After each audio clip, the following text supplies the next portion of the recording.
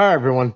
I'm putting out this video to try to help out a couple of friends of mine regarding DB Cooper and the flight paths that DB Cooper may have taken. I'm doing this to help Jason Dent, Ben and Ashley, Candy Street, a couple of other people who are interested in the DB Cooper stuff.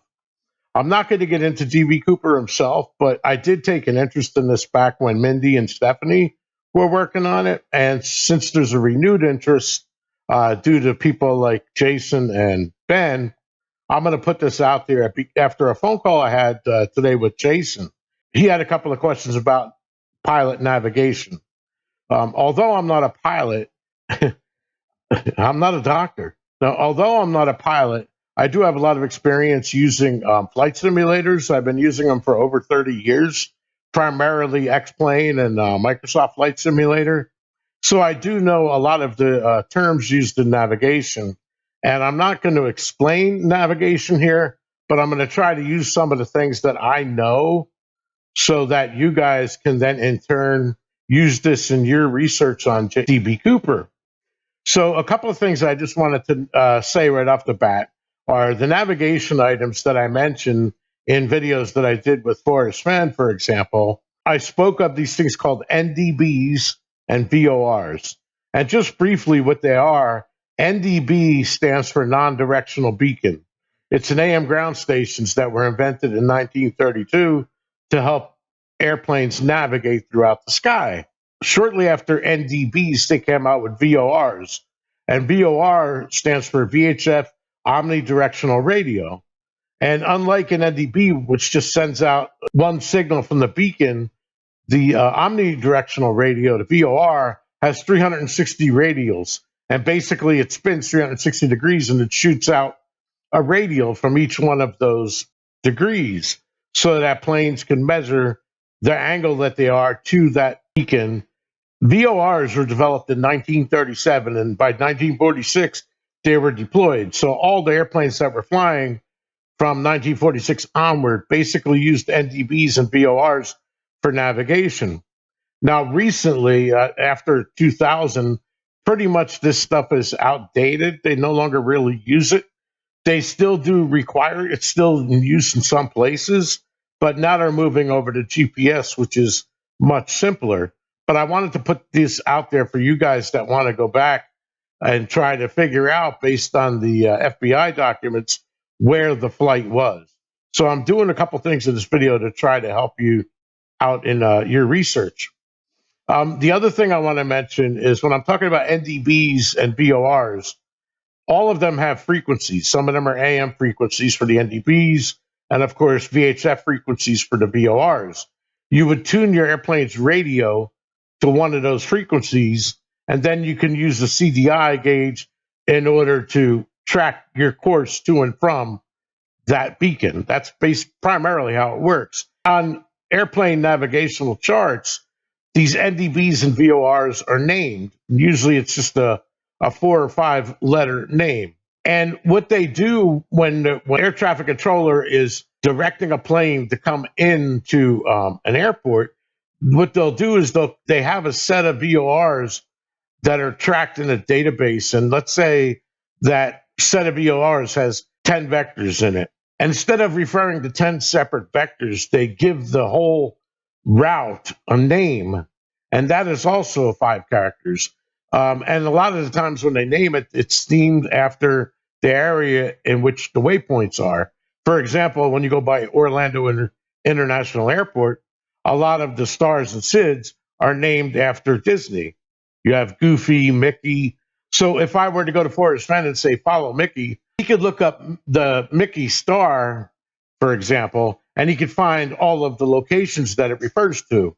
So instead of me having to give him 10 vectors, I could just say the word Mickey and he would know.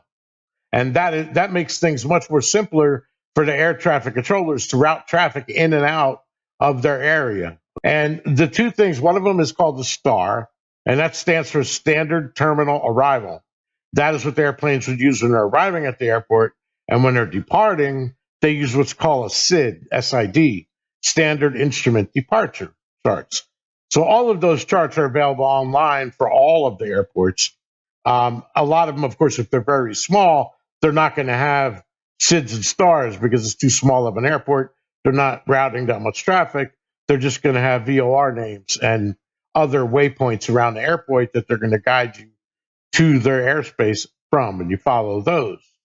So basically, whenever you're looking stuff online, just remember that a SID is a standard instrument departure, a star is a standard terminal arrival, and then we have NDBs and VORs, which are actual beacons that are named on the map.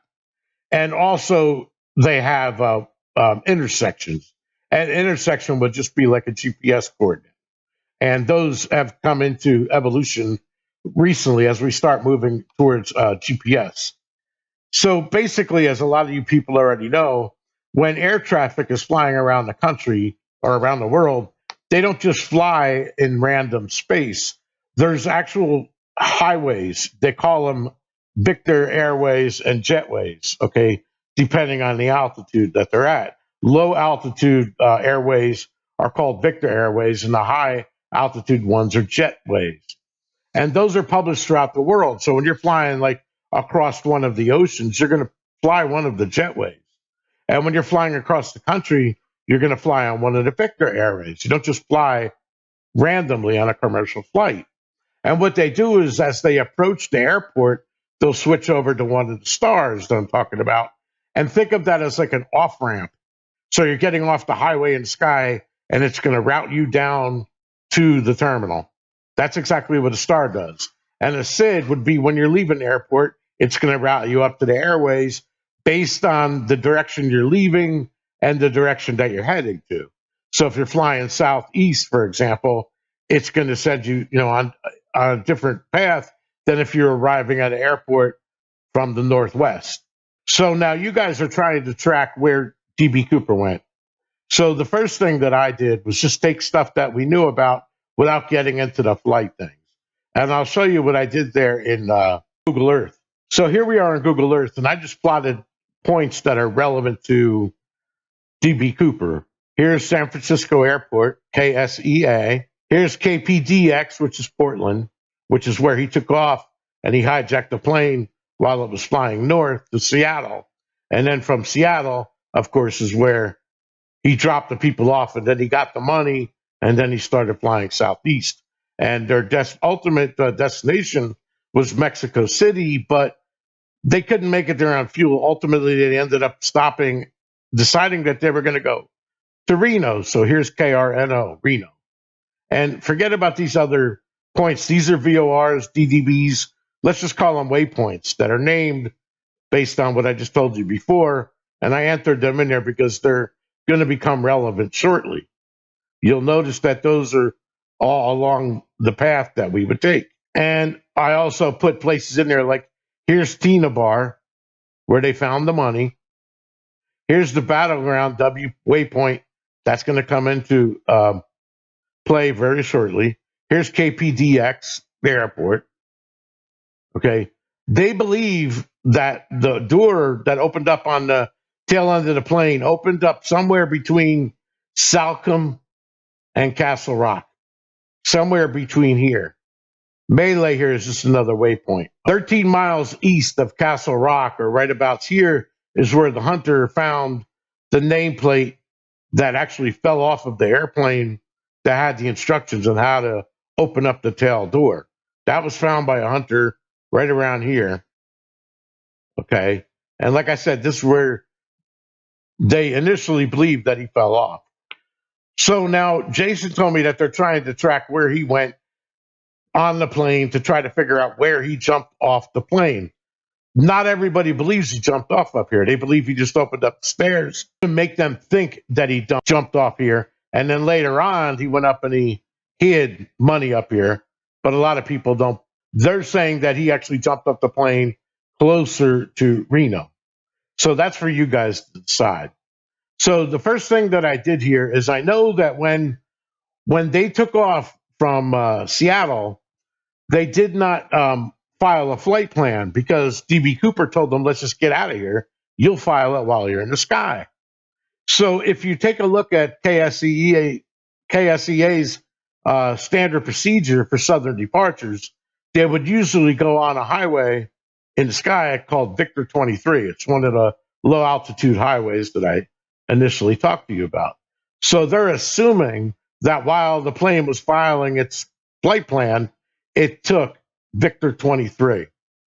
So based on that, and based on the fact that they were going to Reno, this is what I came up with just based on my knowledge of how it most likely would have worked.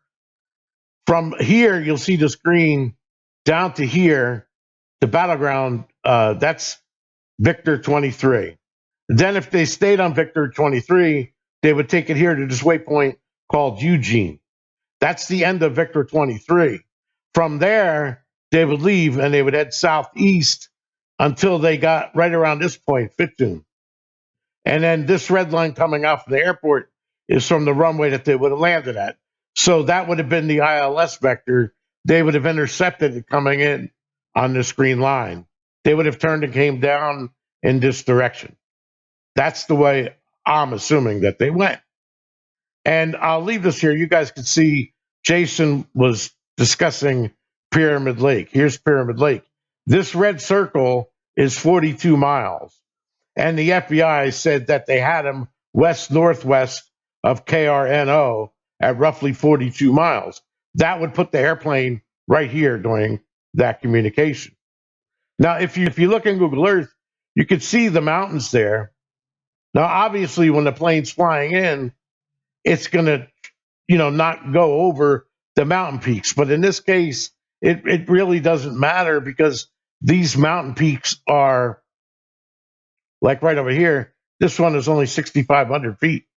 Here we have another peak here is 8,000 feet. Okay, and then over here it's almost 7,000 feet. This one here is about 6,000 feet. All right, so they would have came in this way. That's how I'm anticipating they would land from a northerly flight. As you can see, the runways here, they have them going north-south, and then they have them going east-west. Okay, they got one runway going east-west.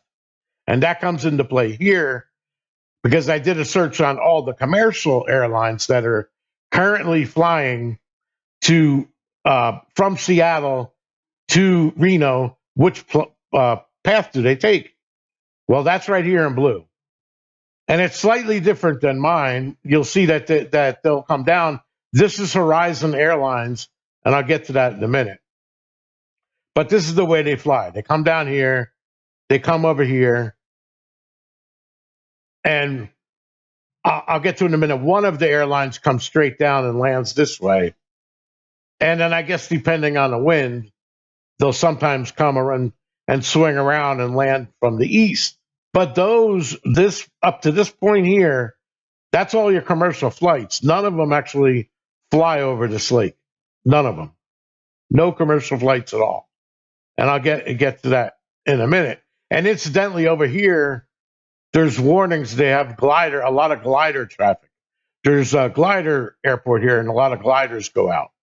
So it's kind of restricted area. They wouldn't fly there knowing that there's gliders. Now, back in 1971, I don't know if that was the case. You guys are researching it, but all I'm telling you is that if they were coming in and they stayed on Victor 23, okay, if they stayed on Victor 23, Victor 23 ends here once, but if you want to stay on it, you would go down to here.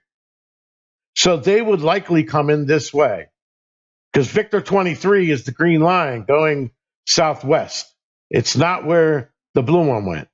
So perhaps in the 1970s, none of the flights were routed this way. I don't know.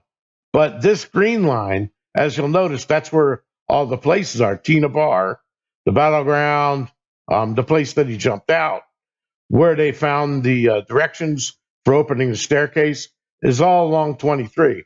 It's not along this blue line, which are where the current flights go. So Jason was asking me, how would I estimate, without looking at the FBI documents, how would I estimate that they flew? Well, my estimate is they came in on this green line, and they came right down this way. That's roughly 10 miles away from the lake. So I don't know. I don't think they would have flown over here. If you look at the altitude, it's 8,000 feet. 8,000 feet, I think they would have came over this way. If you're coming from the northeast, you might come in this way. But coming from the northwest, it's more likely they would have came in this way. And like I said, this red line here is where they would line up at the runway. This circle here is 10 miles out from the airport. So they would want to make sure that they intercept this vector at least 10 miles out before they began their descent to come on their final approach. Let me show you a couple of other things that I want to tell you, and then I'll wrap this up. Okay, so here's a video I sent to Jason, and I'll leave a link to it below, but it explains how VOR navigation works. It also explains how to account for the wind and the formulas that you should use to adjust. But this explains the VOR navigation in a lot more detail than I did. It's only 12 minutes long, and you should definitely check this out. Of course, if you Google VOR navigation or search it on YouTube, you're going to find a lot more. So that's one website that I would definitely suggest that you check out if you're interested in this flight stuff. Now, the other thing that I wanted to mention is a couple of websites here. I told you already how I calculated my flight, and I'm basically going to show you how I did that.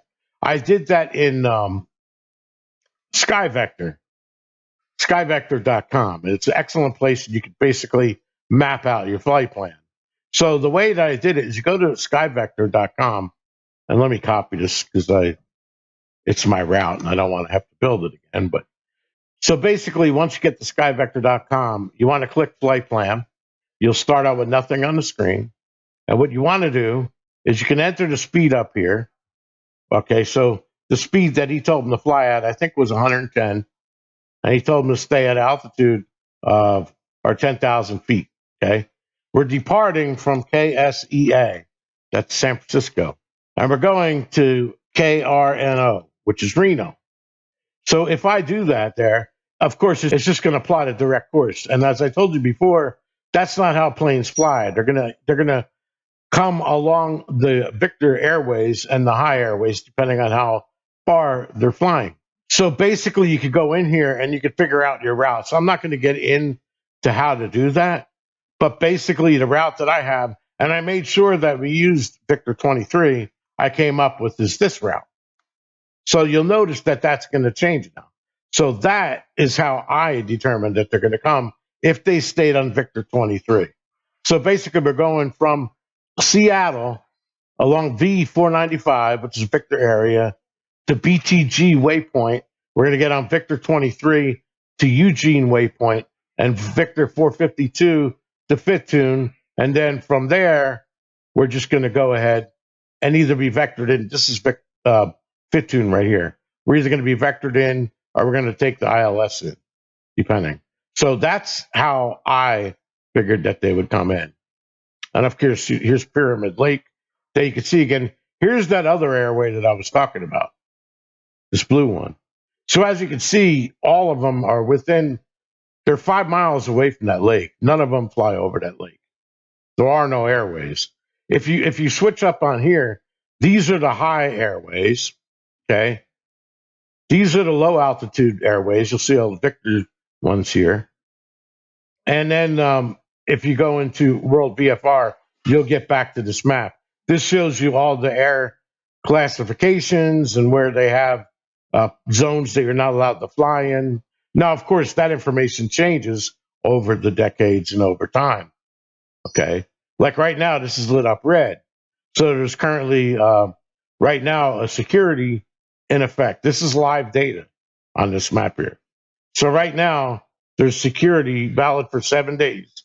So anyway, that's how you do your route on this site if you want to mess around with this.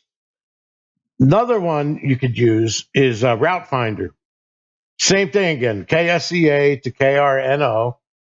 And I put in my flight levels, 10,000 feet, and leave everything else the same. And then you click Find Route. As you can see, this is pretty much the same route that I just got done showing you on SkyVector. Okay, it's going LKV to BAARB to HARTT, and I showed you those places in Google Earth, right to K Reno. So that is what this generated for a route. But let's say you don't want to trust that. You don't want to go, well, Let me find out what routes do commercial airlines take. Well, then you come to flightaware.com and you enter the origin airport, KSEA, the destination, you click find, and it'll come back with all the flights, current flights. And as you can see, Horizon and Alaska Airlines. And by the way, this is real data. This is not fake. The time is delayed a little bit for security reasons, but these are the aircrafts. And then if you want to find out which way they went, you can click on here and it'll give you the route right here. And as you can see, Suma, LKV, Barb, FMG, pretty much the same route that I told you. Now, if I click on decode, it'll give me the details of that route. So these are the actual GPS locations of the waypoints along that route. So if you look at that route, okay, and then you look at Alaska Airlines route, they're pretty much almost the same. And those are all the flights that are currently going there right now to the Reno airport from Seattle. So if they were flying from Seattle to there, obviously there's a lot more flights that are going into Reno. But remember, I said only show me flights going from Seattle to Reno. And the reason why I did that is because if they didn't file a flight plan, they likely would have taken a route that all the airlines commonly use. And this is that route there as of right now. But you got to remember, we're talking about 1971. This is the same technology they used back then. But routes change, states change, airports change, regulations change. They have certain no-fly zones would change. So things constantly move around. That's why the fixed locations or the VOR, the VORs and the NDVs are named instead of giving you coordinates, because this way the coordinate beneath the name could change in the database if regulations change. But if your computer on the plane is programmed to fly to that by name, it's not going to matter whether it changed or not. As long as you keep the database on the plane up to date, you'll always be flying the correct course. So anyway, I hope that helped, that this stuff helps you guys. Let me know. I mean, I'm not into whether or not Forrest Fenn is DB Cooper. I don't know. It would be really cool if we found out who DB Cooper was, whether it was Forrest Fenn or not. So I am kind of interested in it from that perspective. So, but I'm not interested enough to really do any research. But if there's any way that I can help you guys out with the knowledge that I do have, just let me know, like Jason did, and I'll try to help you. So that's what I have, and that's where I think that they would have flied. Now, keep in mind, I'm doing this without looking at the FBI documents. So I don't have the radio messages going back and forth from the controller to the plane. So what I'm trying to do instead is give you what a pilot would do if he didn't file a flight plan, essentially. How would he go? Well, I just showed you how he would go. Now, whether or not DB Cooper jumped off in north of Portland, Oregon, I don't know. Or did he jump off down Reno? That's for you guys. And I'm definitely interested in stuff. So, I'll keep tabs on what you guys are doing and check it out. And I hope this helps you guys. And be cool. Stay safe. Peace.